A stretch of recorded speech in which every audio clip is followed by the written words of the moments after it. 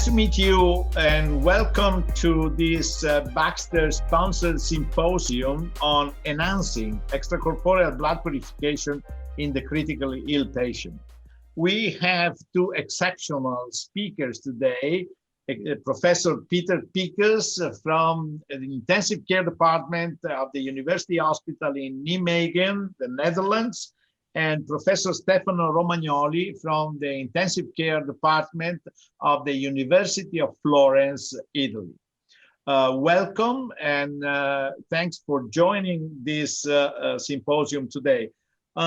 Without further ado, I would like to start immediately with Professor Peter Pickers asking to speak about this connection of AKI in sepsis and AKI in patients with COVID-19, and what are similarities, diversities, and where we are with the learning curve. So, Peter, can you open your presentation and start telling us about this? Yes, thank you very much, Professor Ronco. I think you do see my slides now. Yes. And indeed, I will focus on blood purification in sepsis and in COVID-19 patients, and to see what are we doing and what needs to be done. So clearly, we know in bacterial sepsis patients that in those patients that have endotoxin present in their blood, their survival is impaired compared to sepsis patients in which endotoxin cannot be detected in the blood.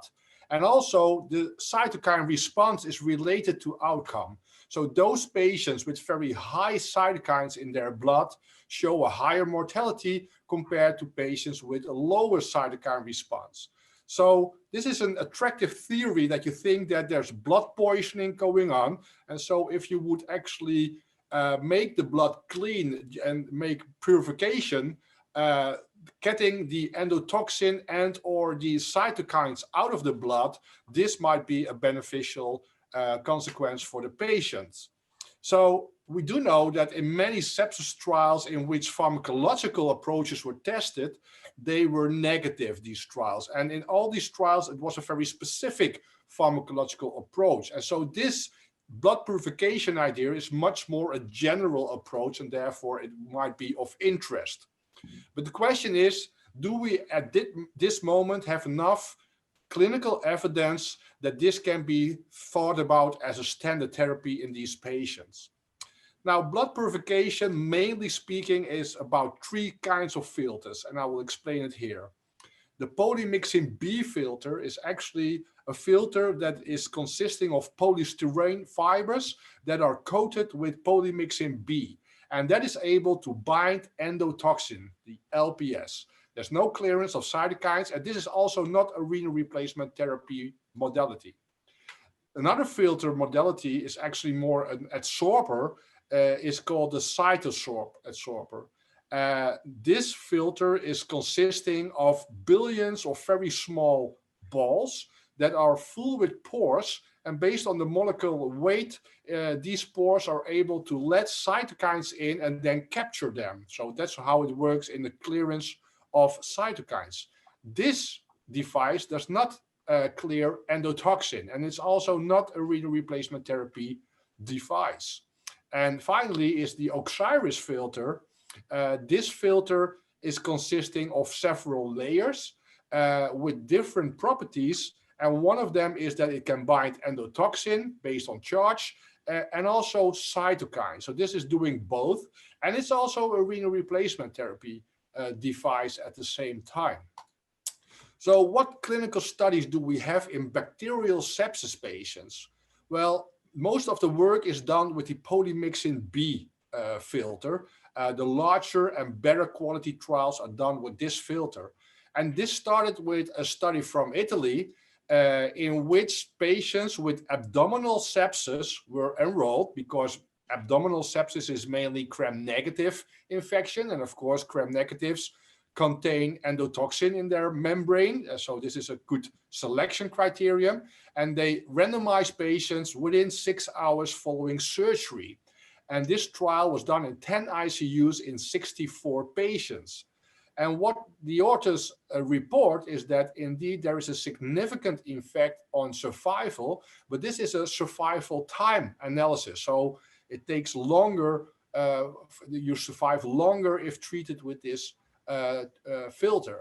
However, if you look at the day 28 mortality and you perform a Fisher-Exact test on that, there is no significant benefit from the filter. And of course, with these numbers of patients, it's likely underpowered to find such an effect. Then following that, the second study came from France. This was the Abdomix study. Again, abdominal sepsis, similar in setup, and this was a larger study in 119 and 113 patients in each group. And what they found, in contrast, was, if anything, mortality seemed to be higher in those patients that were treated with the polymyxin B filter. This was not significant, but there was a trend that it was higher. This is the mortality curve. As you can see here on day 28, it was higher, but many patients were not able to fulfill 2 sets of treatment, 2 days of treatment. So they also did a sensitivity analysis in those patients that could complete their treatment. And again, there is no effect, no beneficial effect, but also the trend of the detrimental effect is gone, but no beneficial effect on mortality. And then the largest and I think highest quality trial that was performed is the Euphrates trial from the United States and Canada. And in this trial, actually what they did in contrast to the previous trial is that this was a kind of blinded trial. So it's difficult, of course, to do so, but they, in the control group, they actually put in a fake line and the machine was also blinded. So those people that are taking care of the patient did not know if they were actually being treated with the filter or it was a fake line in their femoral vein. That's one thing. This is a large trial, much larger, so that's another important thing. And they use an enrichment strategy. And they measured endotoxin levels in the blood of these patients during enrollment, and only patients with an elevated endotoxin level were allowed to be included in this trial. So if endotoxin is elevated, it's more likely that you might benefit from this filter, of course.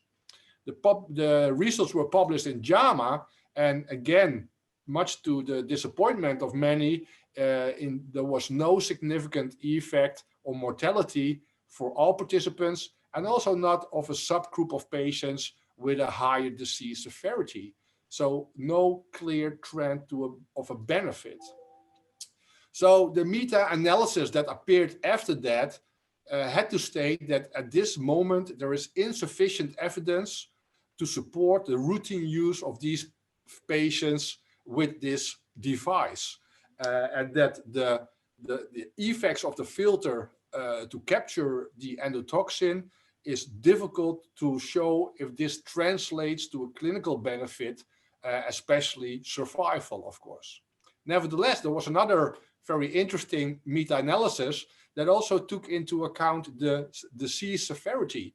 And what it showed was that in those patients and studies with a low risk of dying, there was no effect of the filter. If anything, it was a detrimental effect, but this did become a significant effect in the intermediate risk of dying and the high risk of dying. So it seems that the sicker the patient is, the more likely he is to benefit from this filter. And this is another way to show that. These are all the different trials. And you can see that if the baseline mortality rate is higher in the control group, then the relative risk is lower. So the effect of the filter is more pronounced. So this is interesting, but needs to be confirmed, of course. Now, there are other devices available, as I said, apart from the polymyxin B, CytoSorb and Osiris. An interesting study in ex vivo study actually that used these filters showed that indeed the thoramyxin filter, the polymyxin B filter, is able to clear endotoxin. This is also the case to somewhat lesser extent by the Osiris filter, but not the case with the CytoSorb filter. And if you look at many different cytokines that were measured, if the blood was spiked with endotoxin, then again, tyromyxin did not clear the cytokines in green, while the Oxiris filter and the cytosorb filter in blue and red were able to clear these cytokines. So as I said earlier, the polymyxin B is clearing endotoxin, Oxiris is clearing endotoxin to a significant extent, cytosorb does not, and the clearance of cytokines is mainly done by Oxiris and cytosorb and not so by the polymyxin B filter. Now, still, it's very difficult to show an effect on circulating cytokine levels in patients. This is a patient trial in septic patients. The primary endpoint was the levels of IL-6 following treatment and randomization. And as you can see, there is a decrease in the treatment group, but a similar decrease in the control group. So it's not significantly different, and it illustrates the relevance of a control group. We actually also looked in septic shock patients, and we found IL-6 values in our institute of 5,000 picograms. And as you can see here, it's much lower. So there might be differences in that as well. And as you can also see here, these patients were not treated with blood purification device, and they still show a very steep decrease from day 1 to 3 and 5 as a natural course of their disease. So what about the Oxiris filter? This was the cytosorb. What about the Oxiris? There are case series as well. Retrospective analysis of 60 septic shock patients. Many of them had AKI, and therefore Oxiris was also used as renal replacement therapy. And what they constantly find consistently is that IL-6 goes down, other cytokines go down, procalcitonin goes down, and also endotoxin levels that were measured significantly decrease. But again, it's unclear to what extent this is accounted by the filter or the natural course. And there's another study, similar effects in 31 patients. But again, the lack of a control group makes it difficult to evaluate. So indeed, a control group was used in this study in which endotoxin was measured and cytokines were measured. And they had 16 patients, a small study, in need of renal replacement therapy. They used the Oxiris filter, and they were enrolled if their endotoxin level was elevated, and they used a crossover design. And what they found was that the Oxiris filter, indeed, there was a decrease in endotoxin levels and a decrease in cytokine levels during the first 24 hours. And this was much less pronounced in the control group. However, and by bad luck, I think, the baseline values of both endotoxin and the cytokines in the Oxiris arm were more than twice higher. So this means that this decrease could also be a regression to the mean, and we are still not sure. And of course, the sample size is really small, so we're still not sure if this is a real effect. I want to conclude with COVID-19 patients. So we know, of course, by now that in COVID-19 patients, there might be severe hyperinflammations, and this might actually show similarities with macrophage activation syndrome. High ferritin levels, high fever, low blood cell counts, liver dysfunction, and DIC are features of that. So these are actually features of a cytokine storm. And we do know indeed that related to the severity of the disease, the cytokines indeed are higher. IL-6 is higher in more severe patients compared to the healthy or moderate and mild patients.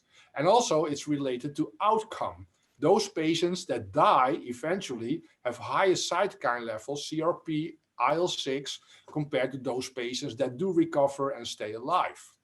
And also if you look at the kinetics of these cytokines over time, if I focus again on IL-6, you can see that those patients with moderate or mild disease show a decreasing trend. But in this study, those patients with severe disease showed an increasing trend of many cytokines up to 20 days. So this is very intriguing.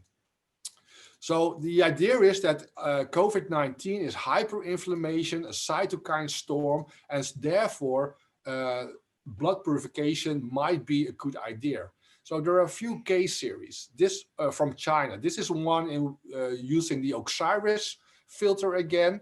And as you can see here, the therapy was started here, and there was a decrease in CRP, IL-6, and a recovery of cells, especially in the patient with very high values. The patient with lower values did not show a clear kinetic.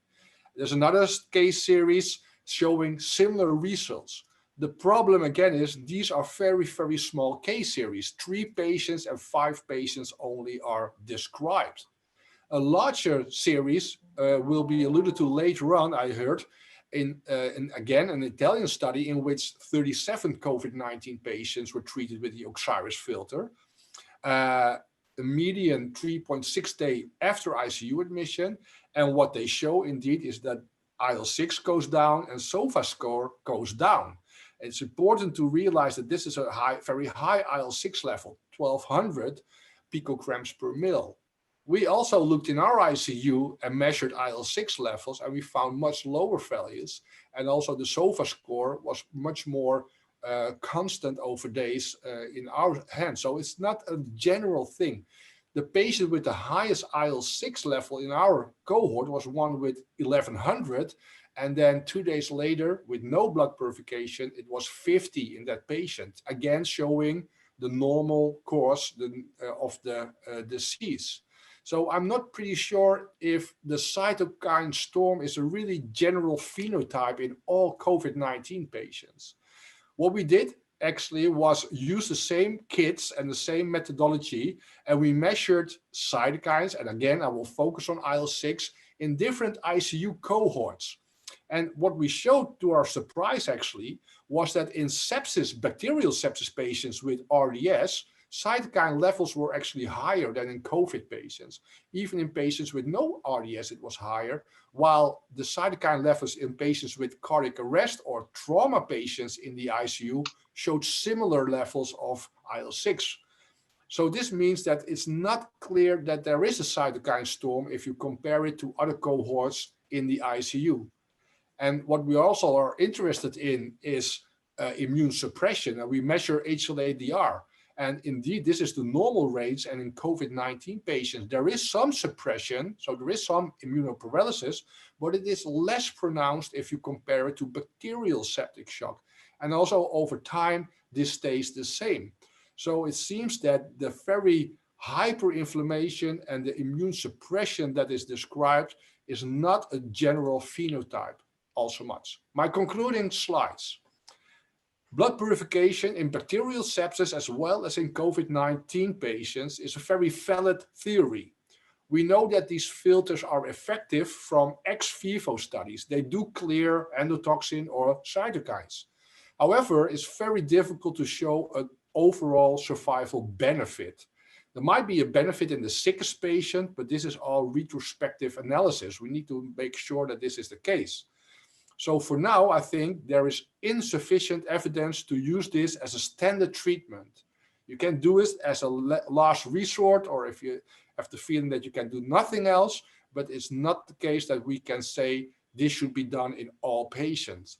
And I think what the data so far shows is that there's a very urgent need that we need a randomized controlled trial, or at least we do need studies in which also a control group is being enrolled to make sure that we see what is the natural course of these cytokines, for example, and do these filters actually alter this natural course over time. And with that, I thank you for your very kind attention. Peter, thank you very much for your excellent presentation, which I consider very important, and I take the privilege of being the chairman to make a very quick comment on some of your points. First, for example, the Abdomix study had a mortality rate in the control group, which was extremely low. And the other thing was that in the intervention group, a large number of patients did not complete the intervention. So the truth is that the advice to our audience is to read carefully the papers, not just the abstract and the conclusion, but rather to read the entire story about a study, because sometimes a study may not be able to tell what is pretending to tell, and so on. The second thing is about the measurement of IL-6. As you know, the half-life of this cytokine is very short. And so depending on the moment you measure IL-6, you might have wide variations. So again, this is something that we need for the future, a better biomonitoring, I think, of these patients to identify better the patient, but also to identify the moment in the history of the disease they are. You know, ADKI has recently published a kind of a series of recommendations about COVID-19 patients. And there is a possibility that some patients have superimposed sepsis. So there is a confusion between COVID and sepsis. And the recommendation is, of course, to try to make studies to get the evidence that today is lacking. Now, the question will be whether or not the randomized trials will be the answer to this, because my feeling is that we will never be able to have the perfect randomized trial.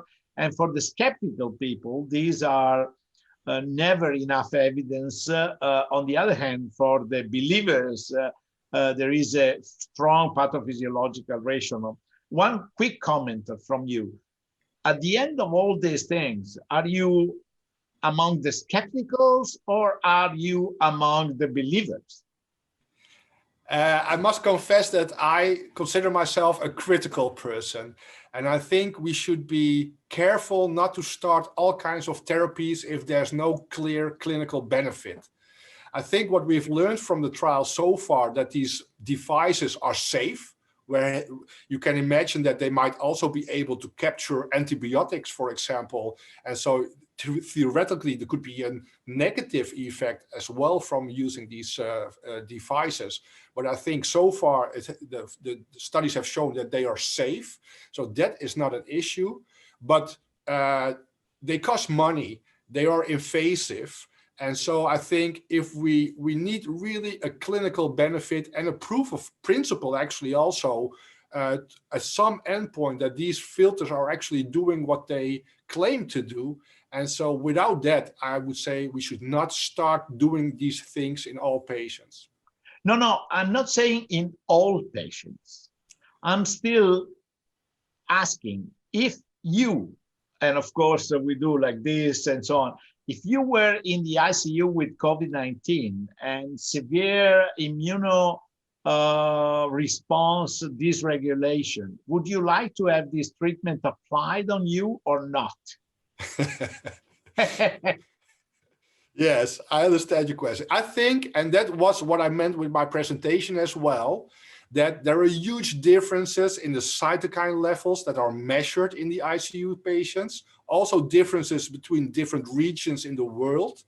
And I do think so far that if the disease severity and the baseline mortality and the cytokine levels are very high in your area, then the chances that there might be a benefit are bigger than if you are in an area where all these things are low. So, and it depends. And I think especially in COVID-19, we have done many things because it was a new disease and we just thought we have to do something because these people are dying. So then you're completely free to say, this is a last resort. I have no idea if it will work, but I need to try this. That's how I stand in it. This is a very honest answer. Just for the audience, let's remind everyone that many of the interventions that you guys do in intensive care are not really guided by specific evidence. So we should try to improve that.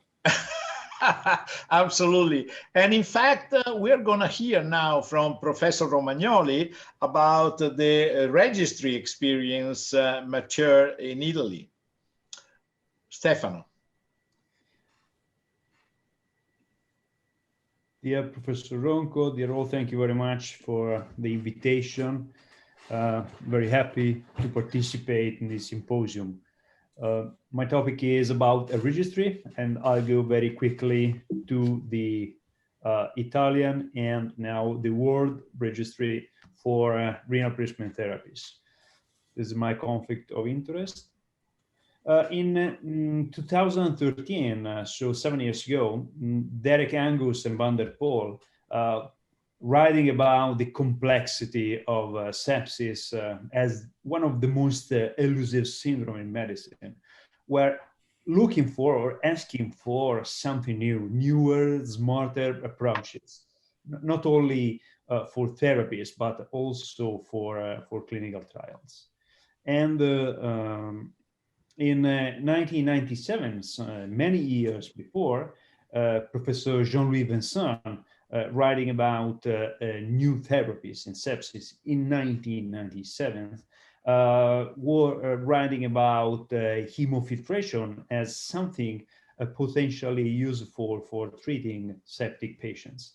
And 27 years ago, so years before, Professor Rinaldo Bellomo was discussing about the filter characteristics, size, timing for starting renal replacement therapy, the amount of filtration, in order to potentially remove some circulating mediators, and so in order to limit the organ damage in patients with the sepsis.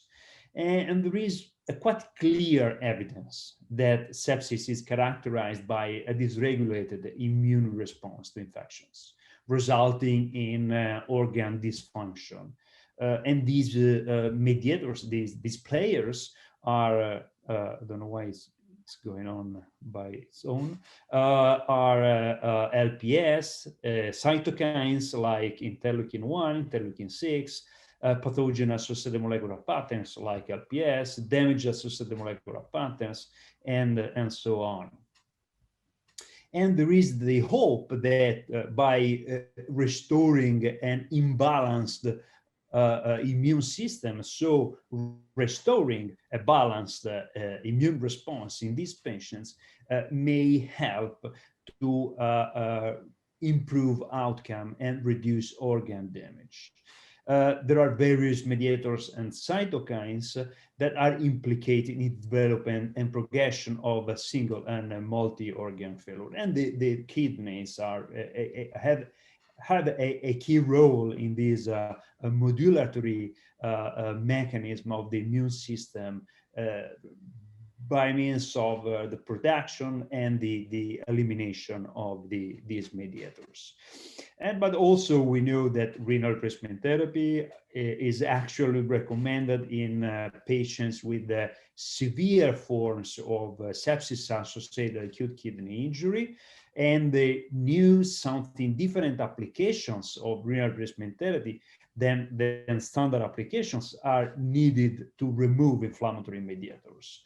High volume hemofiltration is just an example with conflicting results in literature, but other systems could be useful. So globally, we can say that the hope is that to manipulate in some way the immune system, we could try the way to improve outcome of our patient. This can be done by administered drugs. Tocilizumab is an example against interleukin-6, but corticosteroids is another example with the wider intervention in the immune system, or by using extracorporeal techniques may represent a good new system, especially for those patients who have severe conditions of acute kidney injury.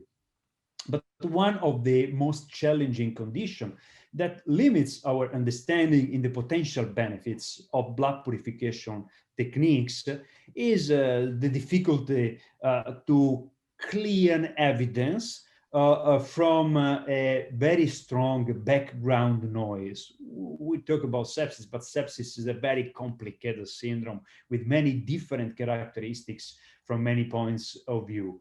And so this noise is due to the high inhomogeneity of septic patients, usually enrolled in big randomized or less big randomized trials.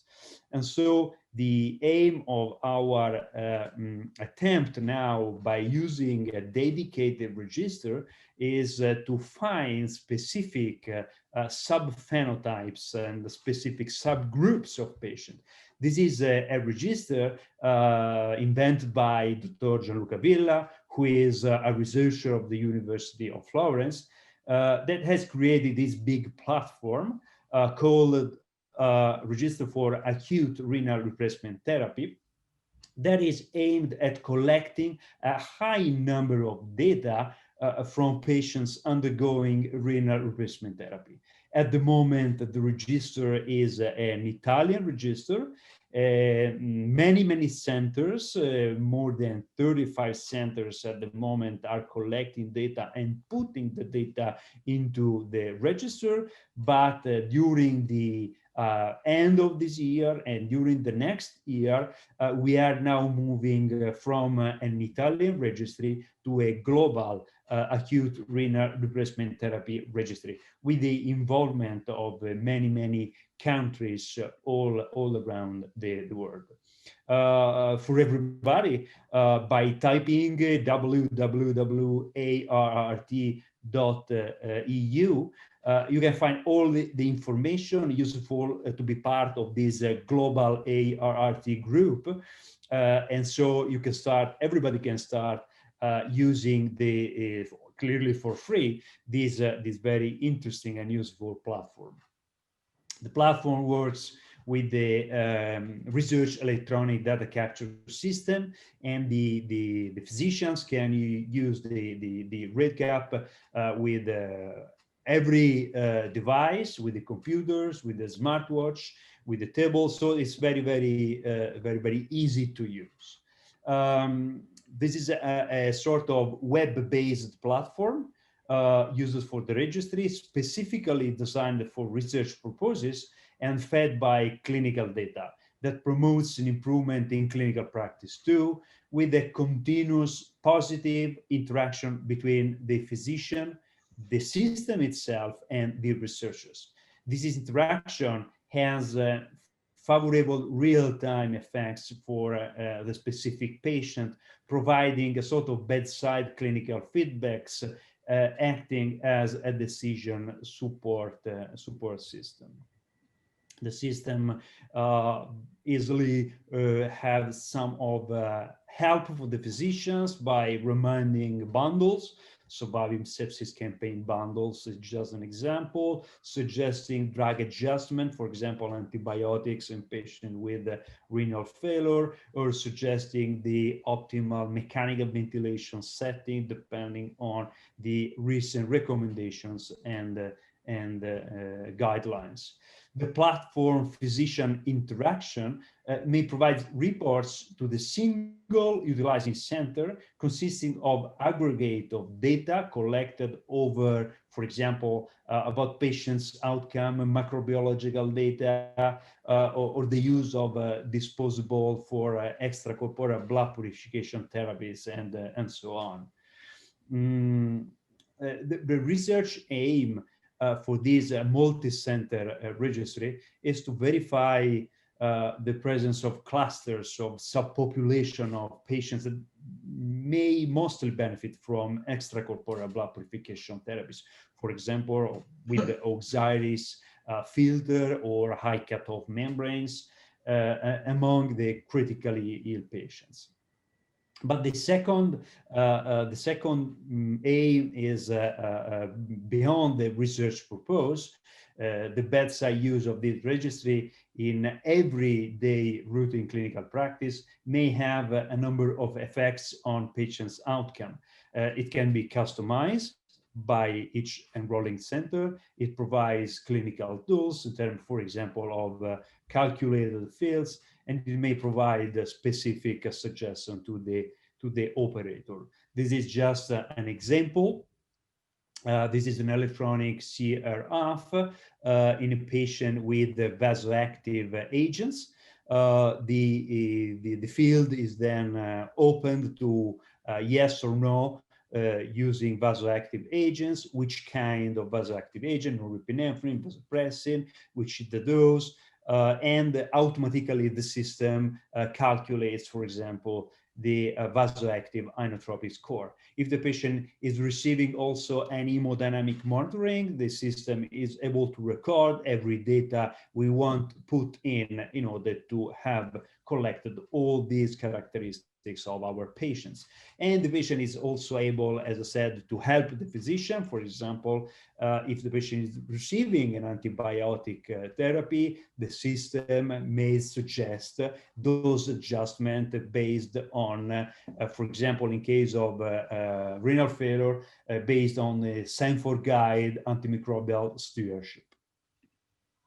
And at any moment, the operator can look at the situation of his own intensive care unit, looking at many data, mortality, for example, serum creatinine at baseline, to follow the patient during the treatments, and so on. And this is a paper published by Gianluca Villa and my group, trying to explain the rationale there is in this kind of registry.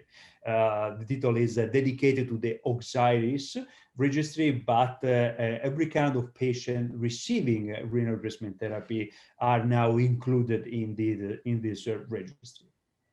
And we have recently used this registry in order to analyze in detail the characteristics of our patient undergoing renal support with the Osiris membrane, because the Osiris membrane, as stated by Professor Ronco and collaborators, has four main properties in just one device: renal support, cytokine removal, endotoxin removal, and a layer of heparin leading to a local anticoagulation. This paper has been shown by Professor Pickers a few minutes ago, and this is a demonstration of the ability of the Osiris membrane to eliminate both cytokines, not just one, but all the cytokines, many cytokines. And so the immunomodulation has a wide range of intervention, but also the LPS. As suggested by Professor Ronco in the very beautiful review published a few months ago, COVID-19 could be a specific target of patients in a specific phase of the disease for a blood purification techniques with the Osiris membrane. And the Acute Disease Quality Initiative work group suggests that in general, blood purification techniques have been shown to remove cytokines, damage-associated and pathogen-associated molecular patterns like endotoxin and cytokines. But looking at the rationale of the blood purification techniques, what is probably important is to select very carefully the patients who may benefit of eliminating all these systems we are talking about: interleukin-6, TNF, DAMPs, PAMPs, endotoxin, and so on.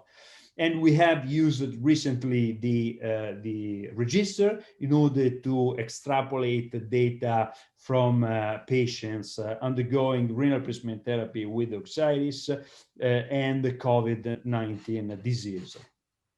The title is Blood Purification Therapy with the hemodye filter featuring enhanced adsorptive properties with cytokine removal in patients presenting COVID-19. This is a pilot study that Professor Picker has shown a few minutes ago. The aim was to investigate the role of this technique specifically in patients with COVID-19 disease. The main endpoints were to evaluate the variation in interleukin-6, the evaluation of multi-organ function score, the SOFA score specifically, the mortality, and to investigate the main technical complications. What we found was that, as Professor Pickers underlined, starting from very high level of interleukin-6, we saw a decrease over time, significant decrease over time, associated with a reduction in the SOFA score as an indicator of organ failure, especially during the first 48 hours. Here you can see the trend of interleukin-6, and here the trend of SOFA score during the first 72 hours of treatment. There is a big discussion during the last weeks about, as Professor Picker said, the cytokine storm in COVID-19 patients, because there is evidence that there are other conditions in which interleukin-7 is much higher. If you look at this cartoon, we can see that what we found was a very high level of interleukin-6 in our cohort of patients coming from these centers in Italy. And we really don't have a clear explanation now of this huge difference. Maybe many patients have a bacterial superinfection. Maybe the role of interleukin-6 high dose could define perfection, or as Professor said, maybe to the interleukin-6 very, very fast half-life, there could be a limitation for using this biomarker in these kinds of patients. But at the end of the story, by analyzing the data of COVID-19 patients undergoing blood purification therapy with oxides, we found that the treatment is feasible, is safe, and we found a decrease in interleukin-6, and we show a decrease in multi-organ dysfunction scoring. I know, and the discussion is always open, maybe by using extracorporeal blood purification therapies could be like shooting in the dark, hoping to get only the bad guys, but not harming the good guys. But I would like to conclude that we have some clues. These techniques are able to manipulate the immune system by removing the inflammatory mediators. Second clue is that these techniques can be used when the patient is very, very inflamed and unstable and are developing organ damage, and can use as a bridge to stabilize critically ill patients. And finally, organ function eventually improve in many patients, not only PF ratio, but also hemodynamics and many others. And like Sherlock Holmes said, when we have 3 clues, these may indicate at least one proof. And I thank you very much for listening. Thank you, Professor Romagnoli. Thank you very much. I think that you helped to shed some light on the clouds, let's say, suggested by Peter in the presentation. I take the opportunity to invite people to join this international registry that Gianluca Villa is creating and supporting, because I think it will be a very big opportunity to collect information from different centers and provide some evidence that we are seeking for. Before we close, I need to ask you the same question I asked to Peter with 2 different aspects. One is based on your recent finding, our recent finding, and presentation from ADKI and so on, would you be a little more prone to use these therapies in patients with severe COVID syndrome and sepsis? Yes, I am. First of all, I am a believer, but these observations can be maybe associated with the observation of using corticosteroids. If we look at the corticosteroids, we can find that are not indicated at the beginning of the disease, when the patient does not need oxygen support, when the patient does not need the mechanical ventilatory support. But when the disease develops and the immune system probably is creating damage to the organs, when the patient needs oxygen, mechanical ventilation, and is developing an organ damage, it's very easy to investigate organ damage in the lungs, because we have the PF ratio, but the kidney, the liver, the gut, the brain are all under attack from the immune system in the development of diseases. So yes, when I look at the worsening of the patients, and the patient is becoming more and more inflamed, yes, in this case, absolutely yes. So it is necessary to look at the patient phenotype, severity of disease, and finally the timing along the time course. Well, to close this session, because I'm also a believer, I'd like to ask you both guys that if by chance, and I hope not, I will end up in your ICU with a severe COVID syndrome, please use extracorporeal therapies for me, because I think I will definitely benefit from those therapies.